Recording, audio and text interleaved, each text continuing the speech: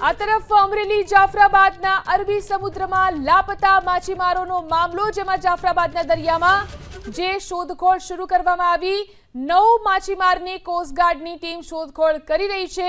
શનિવારે 2 માછીમારના મૃતદેહ મળ્યા હતા। હજુ પણ 9 માછીમારો લાપતા છે।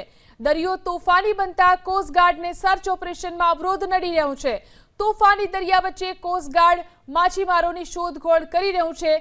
ધારાસભ્ય હીરા સોલંકી કોસ્ટગાર્ડ સાથે સતત સંપર્કમાં છે, તો હજુ પણ 9 માછીમારો લાપતા છે। આ વિશે વધુ જાણકારી મેળવી અમારા સંવાદદાતા હરેશ ફોન લાઈનથી જોડાયા છે। હરેશ, જાફરાબાદના દરિયામાં જે માછીમારો હજુ પણ લાપતા છે, તેમને શોધવા માટે કઈ રીતની કામગીરી ચાલી રહી છે? બિલકુલ, જે જાફરાબાદના અરબી સમુદ્રની અંદર જે પ્રમાણે 3 બોટો ડૂબી હતી અને તેમાં 11 માછીમારો લાપતા હતા। જો કે શનિવારે કોસ્ટગાર્ડની ટીમને સર્ચ ઓપરેશન દરમિયાન 2